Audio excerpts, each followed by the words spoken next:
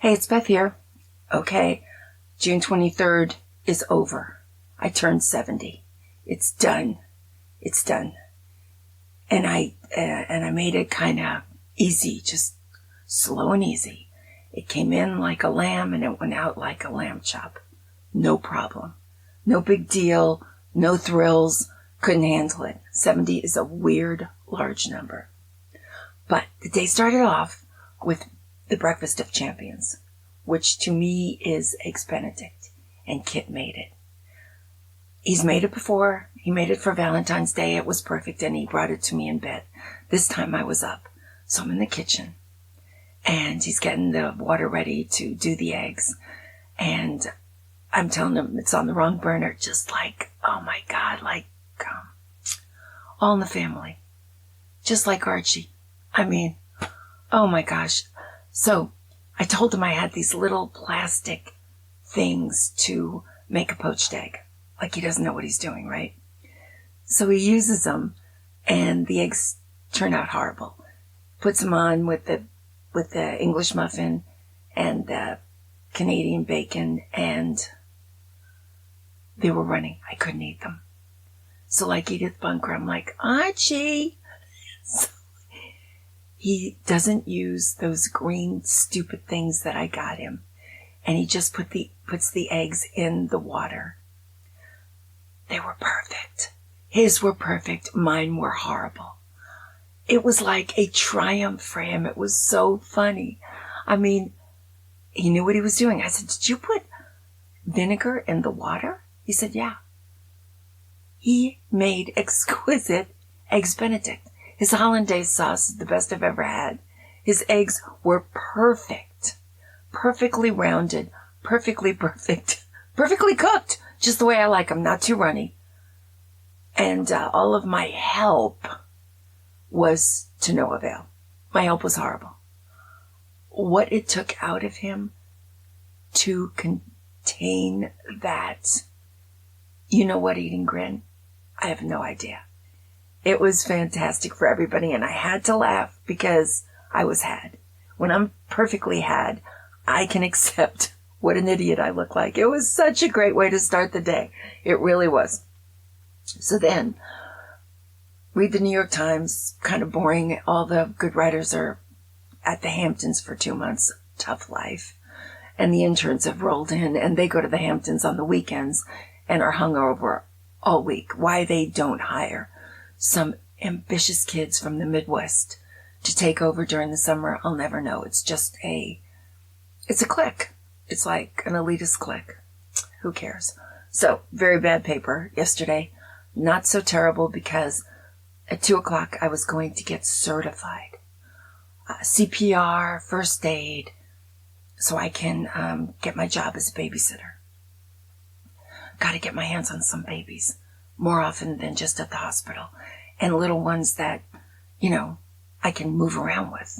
So, it was fine. MapQuest got me there. I wore my shorts.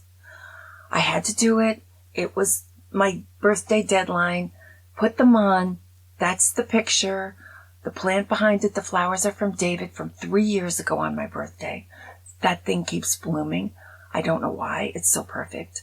So, perfect day. I know they're geriatric short shorts, orthopedic short shorts, but they're short shorts. And I wore them to the first aid course, and no one laughed at me. One thing I learned from first aid is if someone's on the ground and you go up and you go, hey buddy, are you okay? And you touch them on the shoulder. If you feel like it, you don't have to. And they're unresponsive, call 911. It takes 6.5 minutes for them to get there. Not bad. There's all these other things you can do, but he says first thing to do is call 911. If you see someone on the ground, unresponsive, something is wrong. That's first aid I can do. And if you don't get in trouble for doing it, totally. And 6.5 minutes later, somebody's there, fantastic. That's the first aid CPR I want to do. I want to hire the expert, hire someone. That's how I like to do things. Get it done by a professional, okay? So if you see somebody like that, and you never, ever, I begged him, Give me one instance where somebody got in trouble for doing that. You never get in trouble for doing that. I passed. I had to go up to the dummies, and the baby dummy and the little boy dummy and the big dummy. And if you ever feel like you can do that, pressing on the chest, over and over and over, and you feel something pushing back, it's not a bone, it's just cartilage. I felt it. It scares people and they back up. He said, never be scared. You're always doing the right thing if you're helping. Everything is better than death. A broken rib is better than death. Everyone will thank you. So, but I love the hire the professionals. So that's my favorite tip. Then when I had my 2 certificates with my name on them, which hasn't happened in 50 years, and it really felt good. I mean, I passed just like everyone else in the class who was 40 years younger than I was, at least. Lots of kids, very cute, couple of pregnant couples, adorable.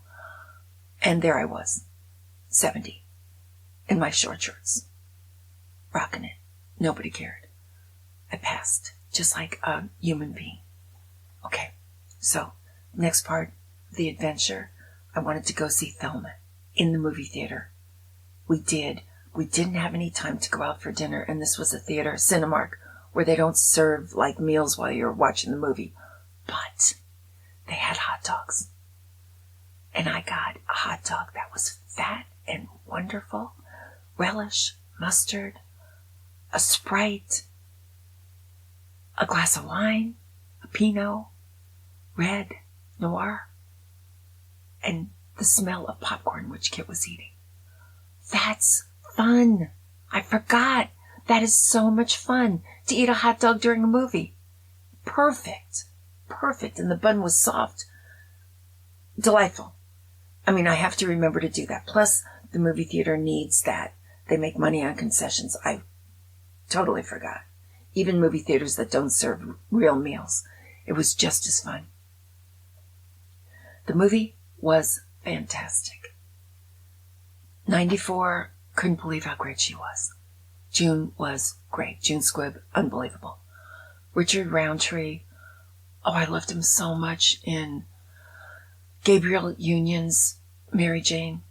His tender love scenes with his daughter, where he was just a great father. And he's Shaft. He's the man. He's the Isaac Hayes man. Who is the man? Yeah, Shaft. Can you dig it? That guy, even when he was Shaft, you could see in his eyes, which were so warm and loving, that he was a really good man. Maybe he had to shoot people, but he was a really good man. He was fantastic. His last movie, he had the time of his life. Loved it for him. My favorite character of all was the grandson. Oh my God. I wanted to buy him a comb. I wanted to jump inside the movie and just comb his disgusting hair. I wanted to throw him in the shower and throw a bottle of shampoo on top of his head. He played those disaffected, rudderless, ne'er-do-well men that you see walking around. I think he's in his mid-30s in this movie. Maybe 30, maybe just 30. There's a scene where he just doesn't know what he's doing. And it's really sad. You can tell, because his parents are professional, that he was raised to think that he was going to do something wonderful. And he can't quite figure out anything. But he is the most amazing grandmother. The story was great. I mean, when she's on the computer and her son is somewhere else, grandson, and she's trying to find the X, that was me. Oh my gosh, I was on the edge of my seat. Can she find it? It's not always black. It's not always red. Just keep looking. And sometimes it's very hard to see. When she would get those X's to get the job done, I went crazy. I was so happy. It was a beautiful story. You got to stay for the end, because at the very, very end, you see the real Thelma. It's a real story. The writer-director wrote a story about his own grandmother, and he was that guy. And you can see her in the car talking about trees It's a line in the movie, and then you see the real woman, and she's just amazed that these trees can grow with these terrible root systems. It's just absolutely adorable. I mean, why can't we have really sweet movies? The people might say the pace was slow. She was in a scooter. She was trying to get to her destination in a scooter. I was all for it. Today, my big challenge, and her challenge of finding the ex is like my challenges. Today, I did it for adult children's, but I have to do it to get my babysitting job. I have to get my fingerprints done by the FBI. I think the FBI thinks I'm dead or never existed. I can't believe that they care. This is what I have to do because I'm going to live by my mantra. This guy named Charles Bukowski said this thing that resonates so strongly with me. He said, in this life, find what you love and then let it kill you. You know, I let go of Diet Coke, cigarettes, all kinds of things. Overeating. I want to find something that'll kill me slowly and kill me wonderfully and happily. And that's my baby addiction. I am a grandchildless woman.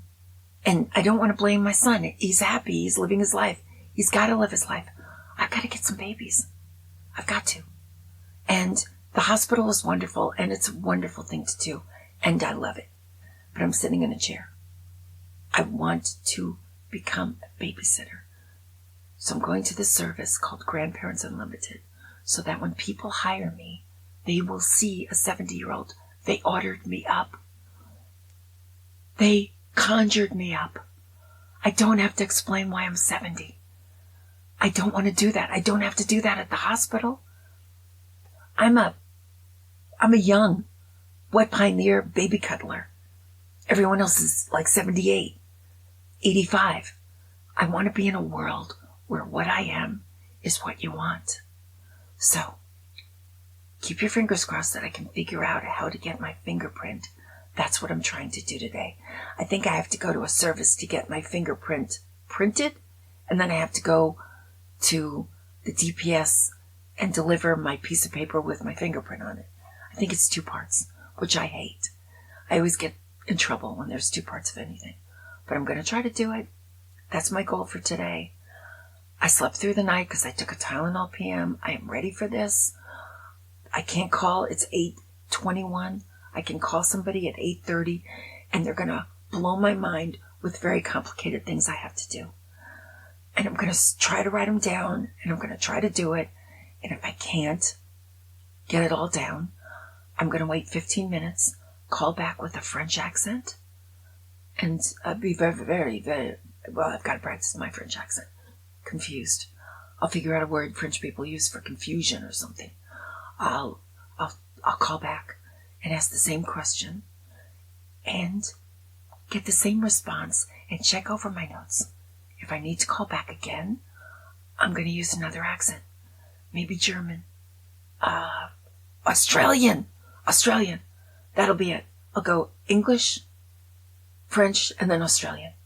And by the time I've heard it 3 times, I might understand what I'm supposed to do. So, that's my goal for the day. Find what you love, and then let it kill you.